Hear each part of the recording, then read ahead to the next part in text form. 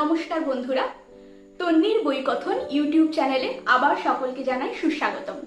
বুঝতেই পারছেন আমি আবার একটা নতুন বইয়ের রিভিউ নিয়ে এসে গেছি। হ্যাঁ, ভিডিওটা আসতে কয়েকদিন একটু দেরি হলো, তার কারণ যে বইটা নিয়ে কথা বলবো পড়তে একটু সময় লেগেছে। তো বেশি কথা নয়, মোটামুটি আজকে নতুন বইটা নিয়ে যে বইটা নিয়ে আলোচনা করতে চলেছি সেই বইটা প্রসঙ্গে চলে আসি। আজকে যে বইটা নিয়ে কথা বলছি সেটা হচ্ছে এইটা। বইটার নাম নষ্ট চাঁদের আলো, লিখেছেন অলোক সান্যাল। বইটা প্রকাশিত হয়েছে সুপ্রকাশ প্রকাশনা থেকে এবং এটার মুদ্রিত মূল্য 590 টাকা। বইটা আমি আবার দেখাচ্ছি। এই বইটার পৃষ্ঠা সংখ্যা 397, অর্থাৎ প্রায় 400 পাতার কাছাকাছি বই। বুঝতেই পারছেন এই যে বেশ মোটাসোটা একটা বই। তো বইটা নিয়ে আলোচনা করার শুরুতেই বইটার কভারে, এই যে কভারটা, এইখানটাতে যে লেখাটি থাকে, বইটি সম্পর্কে যে লেখাটি আছে, তো আমার মনে হয়েছে যে ভিডিওতে এই লেখাটা একবার আপনাদের সবাইকে পড়ে শোনানোটা ভীষণ জরুরি। কারণ বইটা নিয়ে কথা বলতে গেলে বইটা সম্পর্কে লেখক কি বোঝাতে চাইছেন বা কি বলতে চাইছেন সেইটা বোধহয় আপনাদের সবার সাথে একটু পড়ে শোনানোটা জরুরি। তো সেইটা আমি ছোট্ট লেখা, এই যে এটাকে আমি আপনাদের একটু পড়ে শোনাচ্ছি। 18 শতক আটলান্টিক মহাসাগর জুড়ে জলদস্যুদের দাপট। কৃতদাস কিংবা তামাক, তুলো অথবা চিনি লুট করবার মতো জাহাজের অভাব নেই মহাসাগরের বুকে। জলদস্যুদের সেই স্বর্ণযুগে ব্ল্যাক বিয়ার্ড এক আটলান্টিক ত্রাস হিসাবে উত্থান। তার ফ্ল্যাগশিপ কুইন অ্যান্ডস রিভেঞ্জের দাপটে আটলান্টিকের ত্রিমুখী বাণিজ্য পথ পর্যুদস্ত। ওক্রেকক খাড়ির যুদ্ধে রয়্যাল নেভির হাতে ব্ল্যাক বিয়ার্ডের মৃত্যুতে আটলান্টিকের বাণিজ্য পথ সংকটমুক্ত হলো বটে, কিন্তু ব্ল্যাক বিয়ার্ডের ফ্ল্যাগশিপ আর লুকোনো ঐশ্বর্য নিয়ে রয়ে গেল নানান কিংবদন্তি। সমুদ্র প্রত্নতত্ত্ববিদ এমা মিলারের লক্ষ্য 18 শতকে ডুবে যাওয়া জাহাজ কুইন অ্যানিস রিভেঞ্জ ব্ল্যাক বিয়ার্ডের ফ্ল্যাগশিপ উদ্ধার। মিলারের নেতৃত্বে সেই লুকোনো ঐশ্বর্যের খোঁজে এক স্বপ্ন সম্ভব অভিযানই এই উপন্যাসের একমাত্র উপজীব্য নয়। এই স্বপ্ন সম্ভব অভিযানের পাশাপাশি এই উপন্যাস খুঁজেছে ঔপনিবেশিক সময়ের ইংল্যান্ডকে এবং আফ্রিকায় তাদের শোষণের মূল চরিত্রটিকে। এই যে লেখাটি পড়লাম, এই লেখাটি কিন্তু এই সমগ্র উপন্যাসটির মূল উপজীব্য বিষয়। বইটার সামনের একটা দারুণ ইন্টারেস্টিং জিনিস আছে, সেটাও আমি একটু সবার কাছে দেখাতে চাই। সেটা হচ্ছে এইটা, বোঝাতে পারছি, এই যে জাহাজ এবং এই যে বাণিজ্যের কথাটা বলা হলো, এই বাণিজ্যের রুটটা খুব সুন্দর করে বইটার সামনে এবং এই একটা দিক এবং পেছনে, এই যে এইটা সামনে এবং পেছনে খুব সুন্দর কালার একটা ম্যাপের মাধ্যমে খুব সুন্দর করে এই বাণিজ্যের রুটটা বোঝানো হয়েছে, যে কোন পথে ইংল্যান্ডের বাণিজ্য হতো। এই যে তুলা, চিনি, তামাক এবং কৃতদাস, এই বাণিজ্যটা কিভাবে হতো সেইটা খুব সুন্দর করে এখানে ছবি এঁকে বোঝানো হয়েছে। এটা আমার খুব ভালো লেগেছে। আর যেটা অসাধারণ লেগেছে গোটা বইয়ের, সেটা হচ্ছে এই ইলাস্ট্রেশন গুলো। মানে প্রত্যেকটা জায়গায় যেখানে দারুণ দারুণ ঘটনা এবং সেই ঘটনার সঙ্গে মানানসই সব ইলাস্ট্রেশন, এটা গোটা বই জুড়ে প্রচুর ইলাস্ট্রেশন আছে। আমার এই ব্যাপারটা ভীষণ ভীষণ সুন্দর লেগেছে।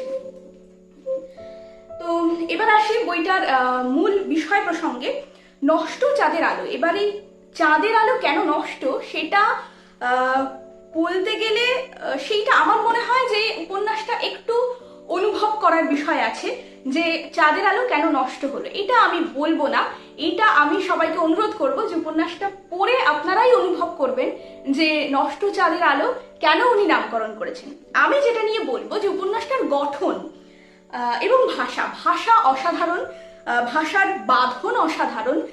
যেভাবে লেখক সমগ্র উপন্যাসটিকে সাজিয়েছেন সেটা আমার ভীষণই ভালো লেগেছে। উপন্যাসটি মূলত দুটি ভাগে বিভক্ত। দুটি ভাগ বলতে দুটি সময়, যে দুটি প্যারালালি চলছে, অর্থাৎ অষ্টাদশ শতক একটা চ্যাপ্টার, পরের চ্যাপ্টার বর্তমান সময়ের ইংল্যান্ড, আবার পরের চ্যাপ্টার অষ্টাদশ শতকের ইংল্যান্ড, আবার পরের চ্যাপ্টার বর্তমান সময়ের ইংল্যান্ড। এইভাবে দুটো সময়কে উনি ভীষণভাবে জুড়েছেন এবং দুটো সময়কে প্যারালালি এত সুন্দরভাবে দেখিয়েছেন যে দুটো সময়ের দুটি আলাদা আলাদা ঘটনা কোথাও একদম শেষে গিয়ে দুটি এক ঘটনায় মিলে যাচ্ছে। এবং এর সাথে আরো একটা দারুণ জিনিস আছে যেটা এই উপন্যাসের শেষ পর্যায়ে এসে পৌঁছালে দেখা যাবে, সেটা হচ্ছে জন্মান্তরবাদ। এই ব্যাপারটা নিয়ে খুব দারুণভাবে একটা খেলেছেনই আমি বলবো, লেখক খুব অসাধারণ খেলেছেন ব্যাপারটা নিয়ে। তো অষ্টাদশ শতকের ইংল্যান্ডের একদম শুরুতে উপন্যাসটা শুরু হচ্ছে কৃতদাস প্রথা নিয়ে। কৃতদাসদের কিভাবে পশ্চিম আফ্রিকা থেকে তুলে নিয়ে গিয়ে ইংল্যান্ডে বিক্রি করা হচ্ছে, তার একটা মানে অসম্ভব যন্ত্রণাময় জীবন তাদের, এবং অসম্ভব নারকীয় বর্বরতা, যে অত্যাচার তাদের উপরে করা হতো, তার একটা সুদীর্ঘ সুন্দর বর্ণনা আছে। এবং এই বর্ণনা পড়তে গেলে পাঠক শিহরিত হয়ে উঠবে এই বর্ণনা দেখে, যে এত নারকীয় অত্যাচারও একটা সুসভ্য, নিজেদেরকে সুসভ্য বলে দাবি করা একটা জনজাতি করতে পারে। এটা ইংল্যান্ডের একটা কালিমালিপ্ত অধ্যায়, এবং এই অধ্যায়টাকে অসাধারণ দক্ষতায় লেখক কিন্তু পুরো উপন্যাস জুড়ে ফুটিয়ে তুলেছেন।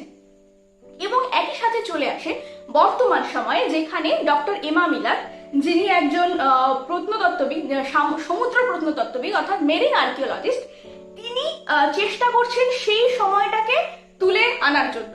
সমুদ্রের অতল গভীরে যে সময়টা তলিয়ে গেছে, সেই সময়টাকে উনি বর্তমান সময় তুলে আনার একটা অদম্য চেষ্টা করছেন, এবং সেটা নিয়ে তার স্ট্রাগল, এবং এই নিয়ে নানান একটা থ্রিলার বলা যেতে পারে, একটা থ্রিলারময় একটা ঘটনার ঘন ঘটা উপন্যাসের শুরু থেকে শেষ পর্যন্ত, এবং লাস্টে গিয়ে চমৎকৃত তার সমাপতন। এটা অসাধারণ। তো এই ব্যাপারটা পড়তে গেলে যেটা আমার মনে হয়েছে, যে আমি যতদূর কভার দেখে দেখেছি যে উনি লেখক, অবশ্যই লেখক অলোক সান্যাল, তিনি ভূগোলের ছাত্র এবং ভূগোলের শিক্ষকও বটে। তো সেই ক্ষেত্রে ভূগোলের প্রতি তার অসামান্য দক্ষতা থাকবে, এটা স্বাভাবিক, এটা ধরে নিয়েই আমি এগিয়েছি।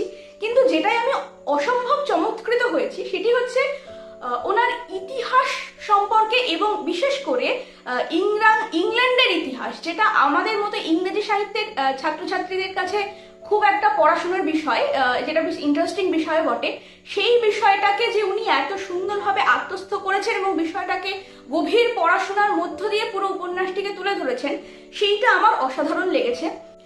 যারা উপন্যাসটা পড়বেন, আমার মনে হয় এই অষ্টাদশ শতকের ইংল্যান্ড সম্পর্কে, তাদের বিশেষ করে ইংল্যান্ডের ইতিহাস সম্পর্কে তাদের একটা ন্যূনতম বেসিক ধারণা যদি থাকে, তাহলে তাদের উপন্যাসটা পড়তে সুবিধা হবে। মানে 1714 সালে জর্জ দ্য ফার্স্ট ইংল্যান্ডের সিংহাসনে বসেন। তার আগে রাজত্বের মানে রানী ছিলেন কুইন অ্যান।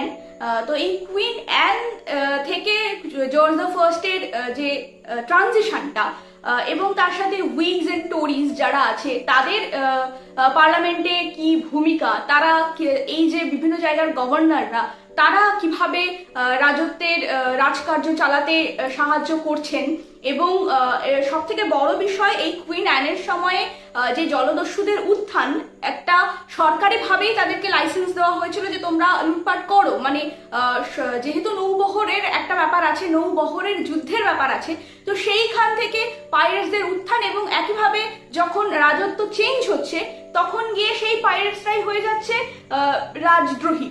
তো এই যে ব্যাপারটা দেখানো হয়েছে, এই ব্যাপারটা বুঝতে গেলে আমার মনে হয়েছে যে ইংরেজি সাহিত্যের ইতিহাস, বিশেষ করে ইংল্যান্ডের তৎকালীন রাজনৈতিক ইতিহাস সম্পর্কে যদি একটু পড়াশোনা থাকে, তাহলে বুঝতে একটু সুবিধা হবে। তো এই ব্যাপারে আমি আরো একটা বিষয় বলবো, যে যারা এই বিষয়টা একেবারেই জানেন না, আমার মনে হয়েছে কোথাও গিয়ে লেখক যদি একটু ফুটনোট ইউজ করতেন কোথাও কোথাও, বিশেষ করে এই যে নৌবহরের যে ব্যাপারটা বা যে জাহাজগুলি ব্যবহার হচ্ছে, সেইগুলোর বিভিন্ন খুঁটিনাটি বিষয় ছোট ছোট যদি কিছু ফুটনোটস লেখক দিতেন, আমার মনে হয়েছে যে সাধারণ পাঠক হিসাবে একটু সুবিধা হতো। কারণ অনেক ক্ষেত্রেই আমাকে ইন্টারনেট ঘাঁটতে হয়েছে, যে এই ব্যাপারটা একটু দেখে নিই তো ইন্টারনেটে কি বোঝাতে চাইছেন, বা এইরকম নানান বিষয়। তো এই ক্ষেত্রে আমার মনে হচ্ছে একটু ফুটনোটস থাকলে ভালো হতো। আদারওয়াইজ ইতিহাসের দলিল হিসাবে যদি আমি উপন্যাসটিকে দেখি, তাহলে আমার ভীষণ মনে হচ্ছে যে একদম ইংল্যান্ডের ইতিহাস সেই সময়টাকে একদম জলজান্ত করে তুলে ধরেছেন।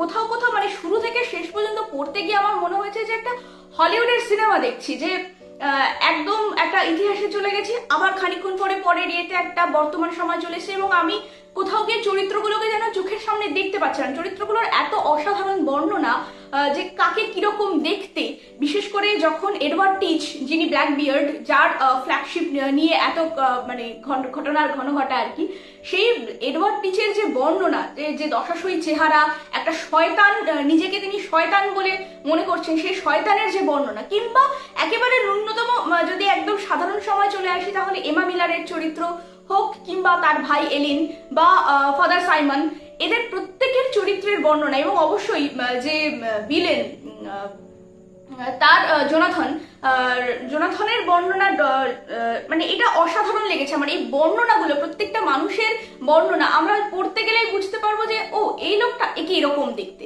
মানে সত্যি বলতে শুরু থেকে শেষ পর্যন্ত একদম সিনেমা দেখার মতো করে পড়া যেতে পারে। ইতিহাসের দলিল, আমি কথাটা আগেই বললাম, এবং একই সাথে একটা অসাধারণ জমজমাট থ্রিলারও বটে।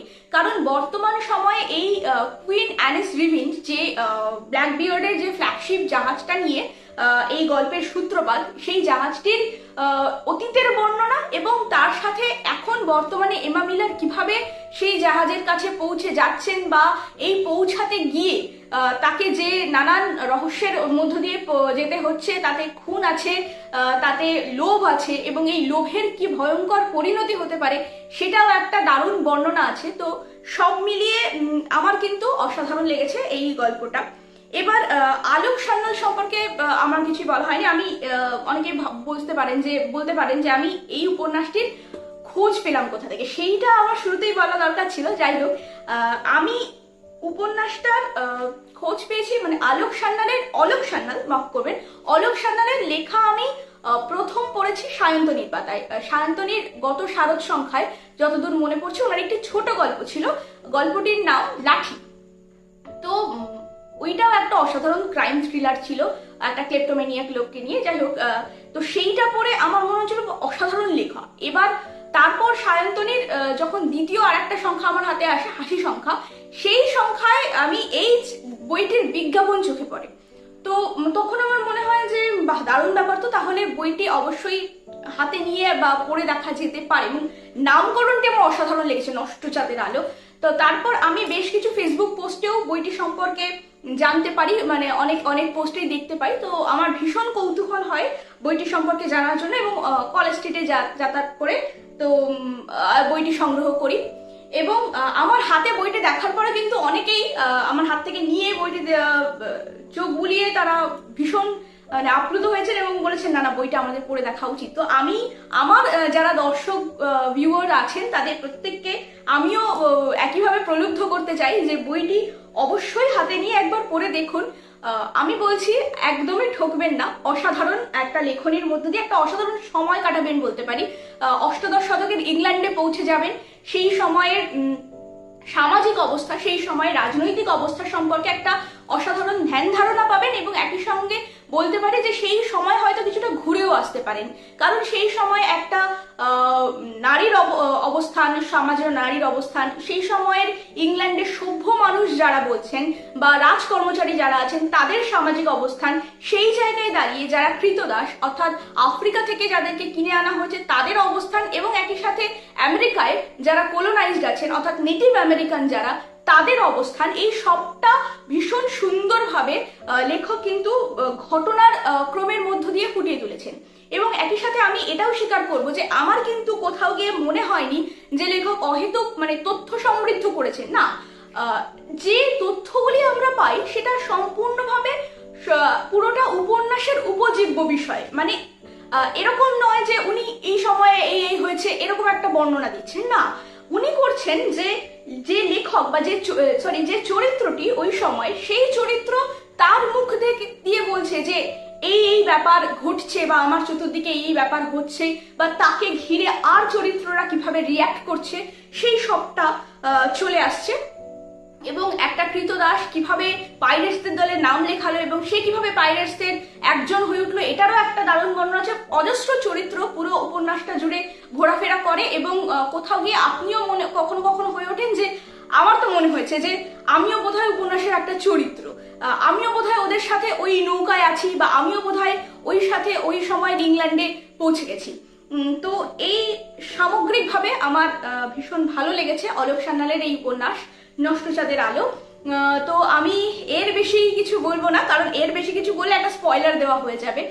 আর বইটিতে অসাধারণ কিছু ইংরেজি কবিতা আছে, মানে কিছু বলবো না, একটাই কবিতা যেটা ঘুরে ফিরে এসছে, যেটা হচ্ছে ওই ব্ল্যাক বিয়ার্ডের ফেলে আসা গুপ্তধনের হদিশ। তো সেই কবিতাটা থেকেই এই নষ্ট চাঁদের আলো এবং তার সাথে কৃতদাস তাদের অত্যাচারের একটা বর্ণনা, সেখান থেকেও নষ্ট চাঁদের আলো। তো সেই সবটা মিলিয়ে একটা অসাধারণ অভিজ্ঞতা আমি বলবো। এই বইটি আমার কাছে একটা অসাধারণ অভিজ্ঞতা। তো আজকে আমার পাঠকদের জন্য এইটুকুই। আমি অবশ্যই সবাইকে আবার করে বলবো এই বইটি কিনুন, এবং আমার মনে হয়েছে যে বইটির বোধহয় আরো বেশি প্রচার প্রয়োজন, কারণ অসাধারণ একটা লেখনী। আমি যতদূর জানি যে এই লেখক অর্থাৎ অলোক সান্যাল কোনো সেরকম কমার্শিয়াল ম্যাগাজিনে আমি অন্তত পাইনি সেরকম লেখা। ওই সায়ন্তনীর একটি লেখাই আমি পেয়েছি। তো আমি এই লেখকের আরো কিছু লেখা যদি এরকম কারো বই পাই, বা আপনাদের যদি জানা থাকে যে লেখকের আরো অন্য কোনো বই, আমাকে অবশ্যই সাজেশন দেবেন, আমি পড়ে দেখতে চাই। ব্যক্তিগতভাবে আমি লেখকের ফ্যান হয়ে গেছি। আমার মানে একদম ফ্যান গার্ল হিসাবে আমি ওনার সমস্ত লেখাই পড়ে দেখতে চাই। তো আপনাদের যদি জানা থাকে লেখক সম্পর্কে, তাহলে অবশ্যই আমাকে কমেন্ট বক্সে জানাবেন, এবং একই সাথে জানাবেন আজকের এই বইটি নিয়ে আলোচনা আপনাদের কেমন লাগলো। ভবিষ্যতে আরো যদি কোনো বই নিয়ে আপনাদের মনে হয় যে আমার আলোচনা করা দরকার, বা আপনাদের ইচ্ছা যে আমি এই বইটি নিয়ে আলোচনা করি, তাহলে অবশ্যই আমাকে কমেন্টে জানাবেন। আমাকে ব্যক্তিগতভাবেও জানাতে পারেন আমার ফেসবুক পেজে। তো সেখানেও আমি আপনাদের সেই বই নিয়ে আলোচনা বা পড়ে দেখার অবশ্যই চেষ্টা করব। এরপরে আরো বেশ কিছু বই আমার তালিকায় আছে, সেগুলি পরপর ভিডিওতে আসতে চলেছে। আর দেরি করে ভিডিও আসার জন্য আবার একবার ক্ষমা প্রার্থী, কারণ বুঝতেই পারছেন এটা 400 পাতার বই এবং এত সুন্দর একটা জার্নির মধ্যে দিয়ে যেতে একটু সময় লেগেছে। তো সেই হিসাবে আমার মনে হচ্ছে এই জার্নিটা আমার জন্য একটা দারুণ উপভোগ্য জার্নি ছিল। আপনাদের কাছেও হয়ে উঠুক এই আশা করব। সকলে বইয়ের জগতে থাকুন, ভালো থাকুন এবং বই পড়ুন এবং বই উপহার দিন।